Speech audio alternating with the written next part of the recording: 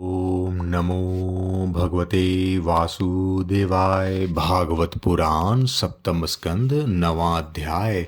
प्रहलाद जी के द्वारा नृसिंह भगवान की स्तुति। नारद जी कहते हैं, इस प्रकार ब्रह्मा शंकर आदि सभी देवगण नृसिंह भगवान के क्रोधावेश को शांत न कर सके और न उनके पास जा सके।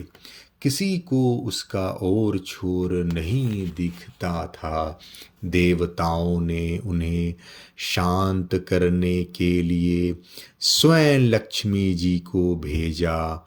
उन्होंने जाकर जब नृसिंह भगवान का वह महान अद्भुत रूप देखा, तब भयवश वे भी उनके पास तक न जा सकी। उन्होंने ऐसा अनूठा रूप न कभी देखा और न सुना ही था। तब ब्रह्मा जी ने अपने पास ही खड़े प्रहलाद को यह कहकर भेजा कि बेटा, तुम्हारे पिता पर ही तो भगवान कुपित हुए थे। अब तुम ही उनके पास जाकर उन्हें शांत करो।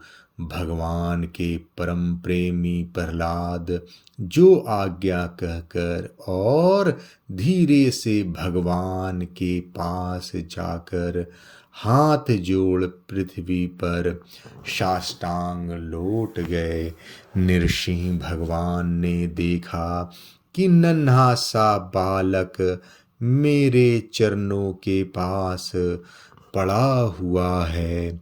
उनका हृदय दया से भर गया। उन्होंने प्रहलाद को उठाकर उनके सिर पर अपना वह कर कमल रख दिया, जो काल सर्प से भयभीत पुरुषों को अभय दान करने वाला है। भगवान के कर कमलों का स्पर्श होते ही उनके बचे खुचे अशुभ संस्कार भी झड़ गए। तत्काल उन्हें परमात्व की साक्षात्कार हो गया। उन्होंने बड़े प्रेम और आनंद में मग्न होकर भगवान के चरण कमलों को अपने हृदय में धारण किया। उस समय उनका शरीर पुलकित हो गया। हृदय में प्रेम की धारा प्रवाहित होने लगी और नेत्रों से आनंद अश्रु झरने लगे। प्रहलाद जी भावपूर्ण हृदय और निर्निमेष नैनों से भगवान को देख रहे थे। भाव समाधि से स्वयं एकाग्र हुए मन के द्वारा उन्होंने भगवान के गुणों का चिंतन करते हुए प्रेम गदगद वाणी से स्तुति की। प्रहलाद जी ने कहा, ब्रह्मा आदि देवता, ऋषि मुनि और सिद्ध पुरुषों की बुद्धि निरंतर सत्व गुण में ही स्थित रहती है। फिर भी वे अपनी धारा प्रवाह स्तुति और अपने विविध गुणों से आपको अब तक भी संतुष्ट नहीं कर सके। फिर मैं तो घोर असुर जाति में उत्पन्न हुआ हूँ। क्या आप मुझसे संतुष्ट हो सकते हैं? मैं समझता हूँ कि धन, कुलीनता, रूप, तप, विद्या, ओज, तेज, प्रभाव, बल, पौरुष, बुद्धि और योग, ये सभी गुण परम पुरुष भगवान को संतुष्ट करने में समर्थ नहीं है। परंतु भक्ति से तो भगवान गजेंद्र पर भी संतुष्ट हो गए थे। मेरी समझ से इन 12 गुणों से युक्त ब्राह्मण भी यदि भगवान कमलनाभ के चरण कमलों से विमुख हो तो उससे वह चांडाल श्रेष्ठ है जिसने अपने मन, वचन, कर्म, धन और प्राण भगवान के चरणों में समर्पित कर रखा है। क्योंकि वह चांडाल तो अपने कुल तक को पवित्र कर देता है और बड़प्पन का अभिमान रखने वाला वह ब्राह्मण अपने को भी पवित्र नहीं कर सकता। सर्वशक्तिमान प्रभु अपने स्वरूप के साक्षात्कार से ही परिपूर्ण है। उन्हें अपने लिए क्षुद्र पुरुषों से पूजा ग्रहण करने की आवश्यकता नहीं है। वे करुणावश ही भोले भक्तों के हित के लिए उनके द्वारा की हुई पूजा स्वीकार कर लेते हैं। जैसे अपने मुख का सौंदर्य दर्पण में दिखने वाले प्रतिबिंब को भी सुंदर बना देता है, वैसे ही भक्त भगवान के प्रति जो जो सम्मान प्रकट करता है वह उसे ही प्राप्त होता है। इसलिए सर्वथा अयोग्य और अनाधिकार होने पर भी मैं बिना किसी शंका के अपनी बुद्धि के अनुसार सब प्रकार से भगवान की महिमा का वर्णन कर रहा हूँ। इस महिमा के गान का ही ऐसा प्रभाव है कि अविद्यावश इस संसार चक्र में पड़ा हुआ जीव तत्काल पवित्र हो जाता है। भगवान आप सत्वगुण के आश्रय हैं। ये ब्रह्मा आदि सभी देवता आपके आज्ञाकारी भक्त हैं। ये हम दैत्यों की तरह आपसे द्वेष नहीं करते। प्रभु आप बड़े बड़े सुंदर सुंदर अवतार ग्रहण करके इस जगत के कल्याण एवं अभ्युदय के लिए तथा उसे आत्मानंद की प्राप्ति कराने के लिए अनेकों प्रकार की लीलाएं करते हैं। जिस असुर को मारने के लिए आपने क्रोध किया था वह मारा जा चुका है। अब आप अपना क्रोध शांत कीजिए। जैसे बिच्छू और सांप की मृत्यु से सज्जन भी सुखी ही होते हैं, वैसे ही इस दैत्य के संहार से सभी लोगों को बड़ा सुख मिला है। अब सब आपके शांत स्वरूप के दर्शन की बाट जोह रहे हैं। नृसिंहदेव भय से मुक्त होने के लिए भक्तजन आपके इस स्वरूप का स्मरण करेंगे। परमात्मा परमात्मन आपका मुख बड़ा भयावना है। आपकी जीभ लपलपा रही है। आंखें सूर्य के समान हैं। भौएं चढ़ी हुई है। बड़ी पैनी दाढ़ें हैं। आंतों की माला खून से लथपथ। गर्दन के बाल बरछे की तरह सीधे खड़े कान और दिग्गजों को भी भयभीत कर देने वाला सिंहनाद एवं शत्रुओं को फाड़ डालने वाले आपके इन नखों को देखकर मैं तनिक भी भयभीत नहीं हुआ हूँ।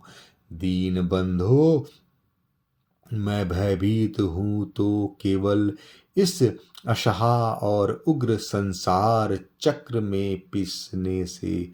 मैं अपने कर्म पाशों से बंध कर इन भयंकर जंतुओं के बीच में डाल दिया गया हूँ मेरे स्वामी, आप प्रसन्न होकर मुझे कब अपने उन चरण कमलों में बुलाएंगे, जो समस्त जीवों की एकमात्र शरण और मोक्ष स्वरूप है। अनंत, मैं जिन जिन योनियों में गया, उन सभी योनियों में प्रिय के प्रिय के वियोग और अप्रिय के संयोग से होने वाले शोक की आग में झुलसता रहा। उन दुखों को मिटाने की जो दवा है, वह भी दुख रूप ही है। मैं न जाने कब से अपने से अतिरिक्त वस्तुओं को आत्मा समझकर इधर उधर भटक रहा हूँ। अब आप ऐसा साधन बतलाइए कि जिससे कि आपकी सेवा भक्ति प्राप्त कर सकूं। प्रभु, आप हमारे प्रिय हैं, अहेतुक हितैषी सुहृद हैं। आप ही वास्तव में सबके परमाध्य हैं। मैं ब्रह्मा जी के द्वारा गाई हुई आपकी लीला गाथाओं का गान करता हुआ बड़ी सुगमता से राग आदि प्राकृतिक गुणों से मुक्त होकर इस संसार की कठिनाइयों को पार कर जाऊंगा, क्योंकि आपके चरण युगलों में रहने वाले भक्त परमहंस महात्माओं का संग तो मुझे मिलता ही रहेगा। भगवान नृसिंह, इस लोक में दुखी जीवों का दुख मिटाने के लिए जो उपाय माना जाता है, वह आपके उपेक्षा करने पर एक क्षण के लिए ही होता है। यहाँ तक कि माँ बाप बालक की रक्षा नहीं कर सकते, औषधि रोग नहीं मिटा सकती और समुद्र में डूबते हुए को नौका नहीं बचा सकती। सत्वादि गुणों के कारण भिन्न भिन्न स्वभाव के जितने भी ब्रह्मादि श्रेष्ठ और कालादि कनिष्ठ करता है, उनको प्रेरित करने वाले आप ही हैं।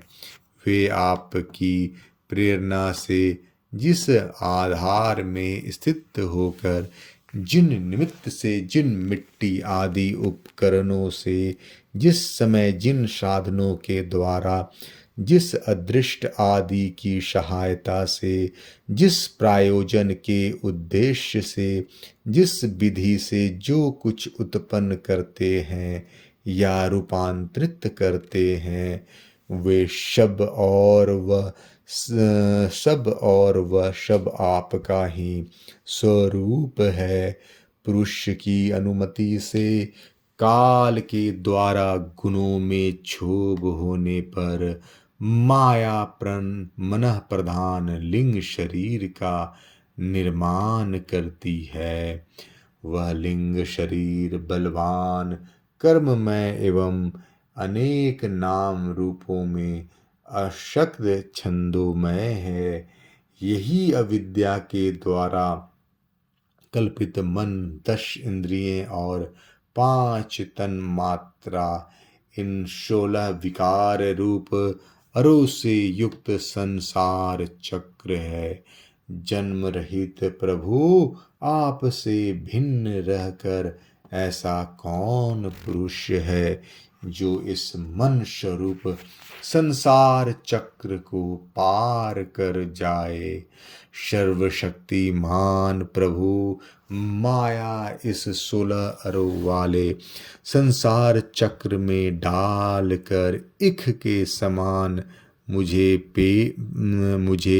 पेर रही है। आप अपनी चैतन्य शक्ति से बुद्धि के समस्त गुणों को सर्वदा पराजित रखते हैं और काल रूप से संपूर्ण साध्य और साधनों को अपने अधीन रखते हैं। मैं आपकी शरण में आया हूँ, आप मुझे इससे बचाकर अपनी सनिधि में खींच लीजिए। भगवन, जिनके लिए संसारी लोग बड़ी ललायत रहते हैं, स्वर्ग में मिलने वाली समस्त लोकपालों की वह आयु, लक्ष्मी और ऐश्वर्य मैंने खूब देख लिए। जिस समय मेरे पिता तनिक क्रोध करके हंसते थे और उससे उनकी भौहें थोड़ी टेढ़ी हो जाती थी, तब उन स्वर्ग की संपत्तियों के लिए कहीं ठिकाना नहीं रह जाता था, वे लुटती फिरती थी।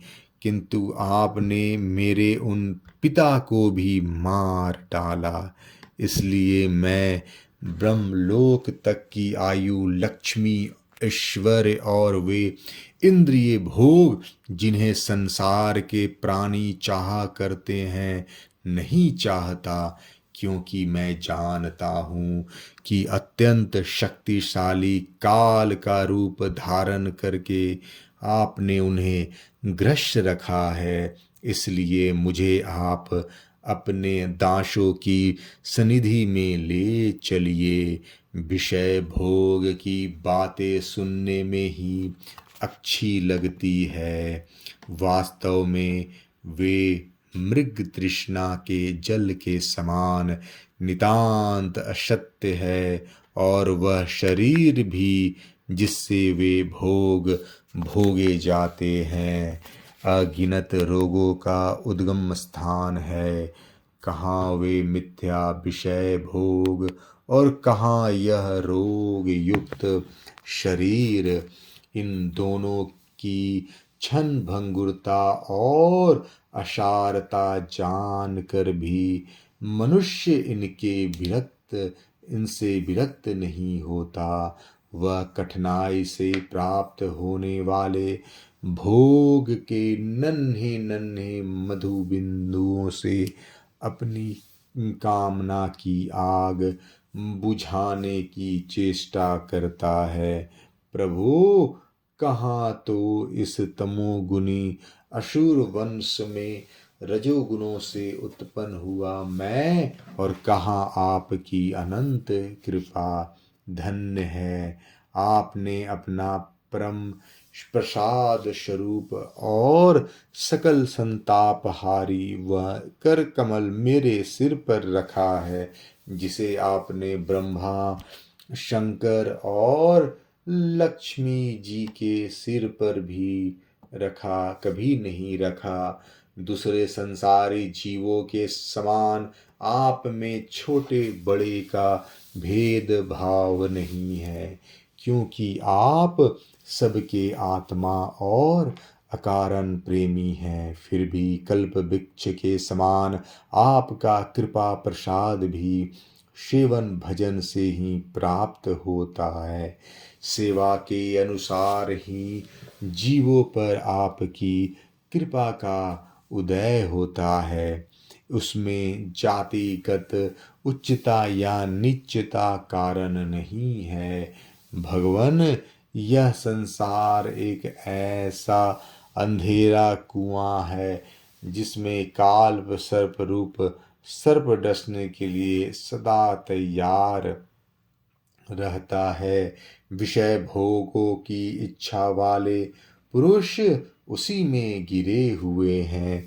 मैं भी संगवश उसके पीछे उसी में गिरने जा रहा था, परंतु भगवान देवर्षि नारद ने मुझे अपना कर बचा लिया। अब तब भला मैं आपके भक्त जनों की सेवा कैसे छोड़ सकता हूँ। अनंत, जिस समय मेरे पिता ने अन्याय करने के लिए कमर कसकर हाथ में खड्ग ले लिया और वह कहने लगा कि यदि मेरे सिवा कोई और ईश्वर है तो तुझे बचा ले, मैं तेरा सिर काटता हूँ। उस समय आपने मेरे प्राणों की रक्षा की और पिता का वध किया। मैं तो समझता हूँ कि आपने अपने प्रेमी भक्त सनकादि ऋषियों का वचन सत्य करने के लिए ही वैसा किया था। भगवान, यह संपूर्ण जगत एकमात्र आप ही है, क्योंकि इसके आदि में आप ही कारण स्वरूप थे, अंत में आप ही अवधि के रूप में रहेंगे और बीच में इसकी प्रतीति के रूप में भी केवल आप ही है। आप अपनी माया से गुणों के परिणाम स्वरूप इस जगत की सृष्टि करके इसमें पहले से विद्वान रहने पर भी प्रवेश की लीला करके इसमें पहले से विद्यमान रहने पर भी प्रवेश की लीला करते हैं और उन गुणों से युक्त होकर अनेक मालूम पड़ रहे हैं। भगवान, यह जो कुछ कार्य कारण के रूप में प्रतीत हो रहा है वह सब आप ही हैं और इससे भिन्न भी आप ही हैं। अपने पराये का भेदभाव तो अर्थहीन शब्दों की माया है, क्योंकि जिससे जीव का जन्म, स्थिति, लय और प्रकाश होता है वह उसका स्वरूप ही होता है। जैसे बीज और वृक्ष कारण और कार की दृष्टि से भिन्न भिन्न है, तो भी गंध तन्मात्राएं दृष्टि से दोनों एक ही हैं। भगवान, आप इस संपूर्ण विश्व को स्वयं ही अपने में समेट कर आत्म सुख का अनुभव करते हुए निष्क्रिय होकर प्रलयकालीन जल में शयन करते हैं। उस समय अपने स्वयं सिद्ध योग के द्वारा बाह्य दृष्टि को बंद कर आप अपने स्वरूप के प्रकाश में निद्रा को विलीन कर लेते हैं और तुरीय ब्रह्म पद में स्थित रहते हैं। उस समय आप न तो तमोगुण से युक्त होते हैं और न तो विषयों को ही स्वीकार करते हैं। आप अपनी काल शक्ति से प्रकृति के गुणों को प्रेरित करते हैं, इसलिए यह ब्रह्मांड आपका ही शरीर है। पहले यह आप में ही लीन था। जब प्रलयकालीन जल के भीतर शेष शैया पर शयन करने वाले आपने योग निद्रा की समाधि लगा दी, तब वट के बीज से विशाल वृक्ष के समान आपकी नाभि से ब्रह्मांड कमल उत्पन्न हुआ। उस पर सूक्ष्मदर्शी ब्रह्मा जी प्रकट हुए। तब उन्हें कमल के सिवा और कुछ भी दिखाई न पड़ा। तब अपने में बीज रूप से व्याप्त आपको वे न जान सके और आपको अपने से बाहर समझकर जल के भीतर घुसकर 100 वर्ष तक ढूंढते रहे, परंतु वहां उन्हें कुछ नहीं मिला। यह ठीक ही है, क्योंकि अहंकार उग आने पर उसमें व्याप्त बीज का कोई बाहर अलग कैसे देख सकता है। ब्रह्मा जी को बड़ा आश्चर्य हुआ। वे हार कर कमल पर बैठ गए। बहुत समय बीतने पर तीव्र तपस्या करने से जब उनका हृदय शुद्ध हो गया, तब उन्हें भूत, इंद्रिय और अंतःकरण रूप अपने शरीर में ही ओत प्रोत रूप से स्थित आपके सूक्ष्म स्वरूप का साक्षात्कार हुआ। ठीक वैसे ही कि जैसे पृथ्वी में व्याप्त उसकी गति सूक्ष्म तन मात्राएं गंध का होता है। विराट पुरुष सहस्त्रों मुख, चरण, सिर, हाथ, जटा और नासिका, मुख, कान, नेत्र, आभूषण और आयुधों से संपन्न था। 14 लोक उसके विभिन्न अंगों के रूप में शोभायमान थे। वह वह भगवान की एक लीला मूर्ति थी। उसे देखकर ब्रह्मा जी को बड़ा आनंद हुआ। रजोगुण और तमोगुण रजोगुण और तमोगुण रूप मधु और कैटव नाम के दो बड़े बड़े बलवान दैत्य थे। जब वे वेदों को चुरा कर ले गए तब आपने हैग्रीव अवतार ग्रहण किया और उन दोनों को मारकर शतगुण रूप श्रुतियां ब्रह्मा जी को लौटा दी। वह सतगुण ही आपका अत्यंत प्रिय शरीर है। महात्मा लोग इस प्रकार वर्णन करते हैं। पुरुषोत्तम, इस प्रकार आप मनुष्य, पशु, पक्षी, ऋषि, पितर, देवता और मत्स्य आदि अवतार लेकर लोकों का पालन तथा विश्व के द्रोहियों का संहार करते हैं। इन अवतारों के द्वारा आप प्रत्येक युग में उसके धर्मों की रक्षा करते हैं। कलयुग में आप छिपकर गुप्त रूप से ही रहते हैं, इसलिए आपका एक नाम त्रियुग भी है। वैकुंठनाथ, मेरे मन की बड़ी दुर्दशा है। वह पाप वासनाओं से तो कलुषित है ही, स्वयं भी अत्यंत दुष्ट है। वह प्रायः ही कामनाओं के कारण आतुर रहता है और हर्ष, शोक, भय और तथा लोक परलोक, धन, पत्नी, पुत्र आदि की चिंताओं से व्याकुल रहता है। इसे आपकी लीला कथाओं का तो रस ही नहीं मिलता। इसके मारे मैं दीन हो रहा हूँ। मेरे मन से मैं आपके स्वरूप का चिंतन कैसे करूं अच्युत? यह कभी न अघाने वाली जीव मुझे स्वादिष्ट रसों की ओर खींचती रहती है।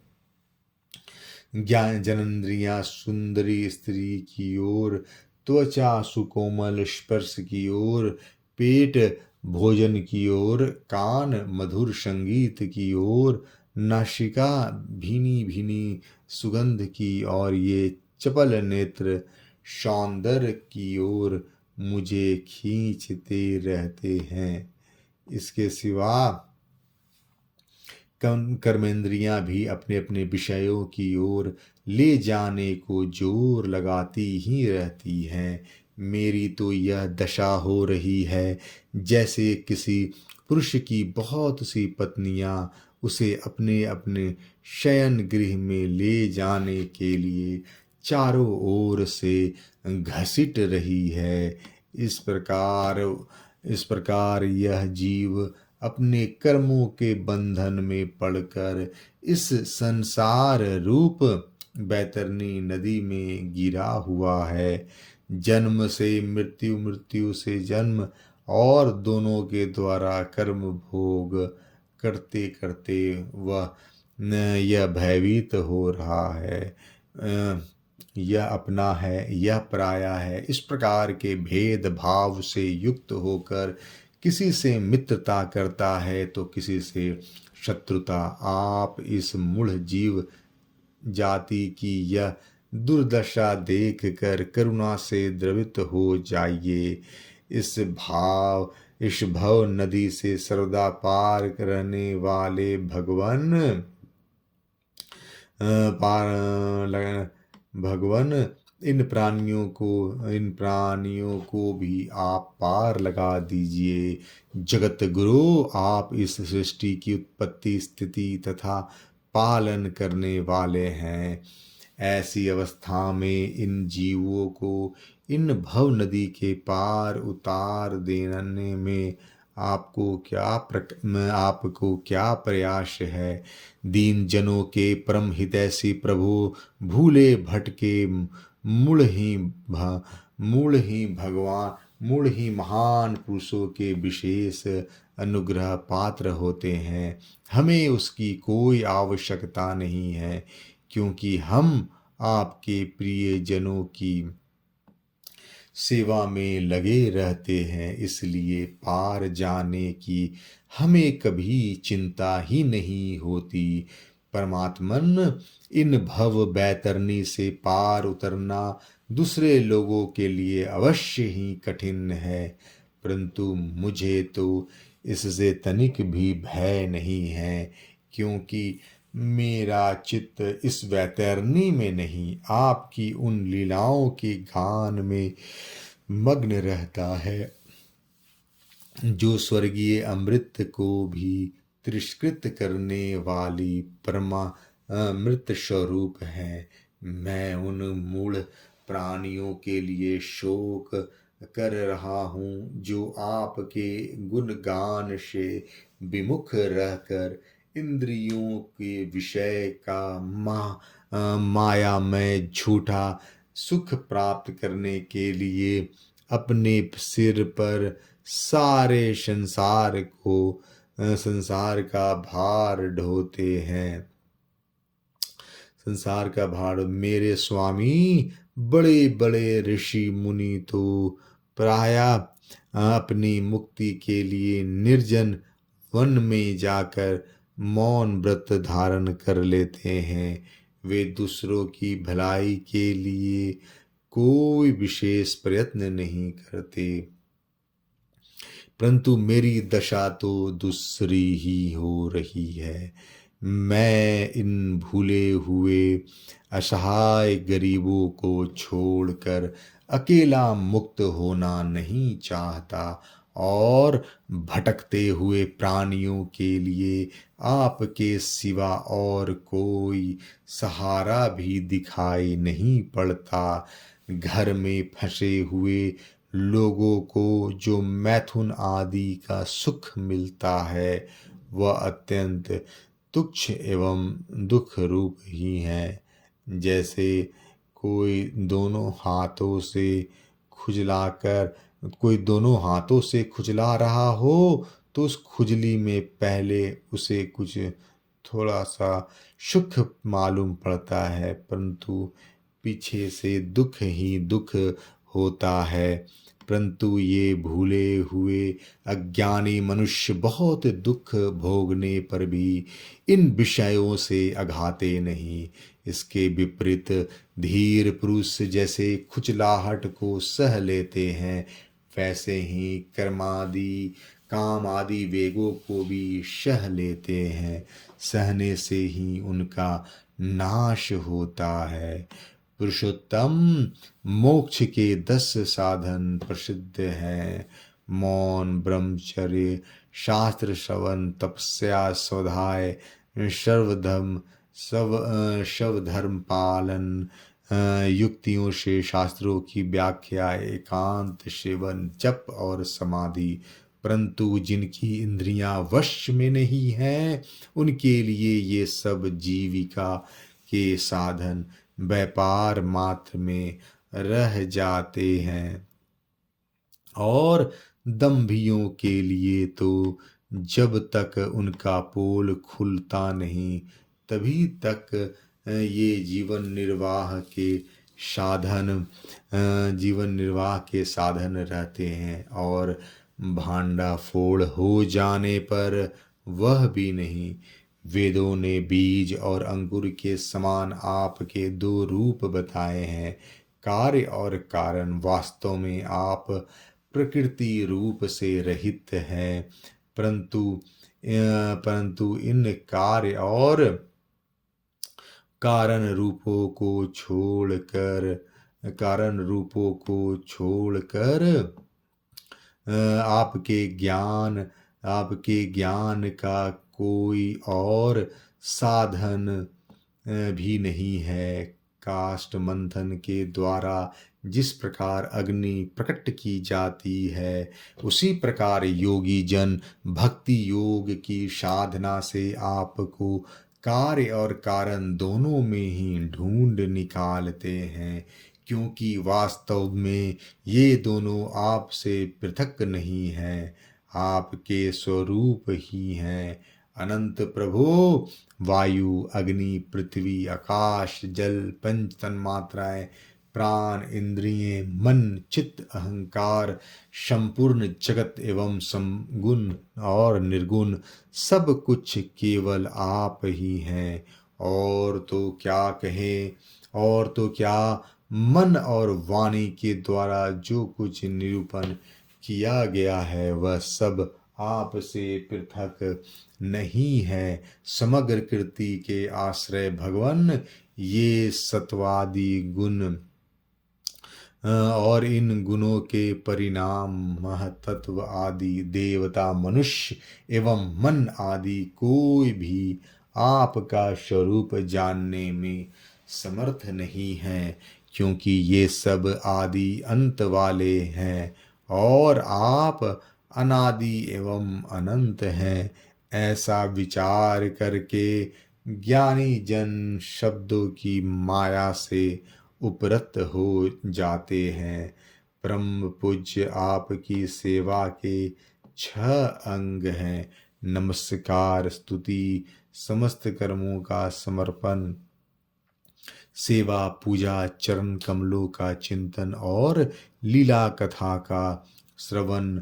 इन षडंग सेवा के बिना आपके चरण कमलों की भक्ति कैसे प्राप्त हो सकती है, और भक्ति के बिना आपकी प्राप्ति कैसे होगी। प्रभु, आप तो अपने परम प्रिय भक्तजनों के परमहंसों के ही सर्वस्व हैं। नारद जी कहते हैं, इस प्रकार भक्त प्रहलाद ने बड़े प्रेम से प्रकृति और प्राकृत गुणों से रहित भगवान के स्वरूप भूत गुणों का वर्णन किया। इसके बाद वे भगवान के चरणों में सिर झुकाकर चुप हो गए। नृसिंह भगवान का क्रोध शांत हो गया और वे बड़े प्रेम तथा प्रसन्नता से बोले। नृसिंह भगवान ने कहा, परम कल्याण स्वरूप प्रहलाद, तुम्हारा कल्याण हो। दैत्य श्रेष्ठ, मैं तुम पर अत्यंत प्रसन्न हूँ। तुम्हारी जो अभिलाषा हो मुझसे मांग लो। मैं जीवों की इच्छाओं को पूर्ण करने वाला हूँ। आयुष्मान जो मुझे प्रसन्न नहीं कर लेता, उसे मेरा दर्शन मिलना बहुत ही कठिन है, परंतु जब मेरे दर्शन हो जाते हैं तब फिर प्राणी के हृदय में किसी प्रकार की जलन नहीं रह जाती। मैं समस्त मनोरथों को पूर्ण करने वाला हूँ, इसलिए सभी कल्याण कामी परम भाग्यवान साधुजन जितेंद्रिय होकर अपनी समस्त वृत्तियों से मुझे प्रसन्न करने का यत्न करते हैं। असुर कुलभूषण प्रहलाद जी भगवान के अनन्य प्रेमी थे, इसलिए बड़े बड़े लोगों को प्रलोभन में डालने वाले वरों के द्वारा प्रलोभित किए जाने पर भी उन्होंने उनकी इच्छा नहीं की। 9वां अध्याय समाप्त। जय श्री कृष्णा।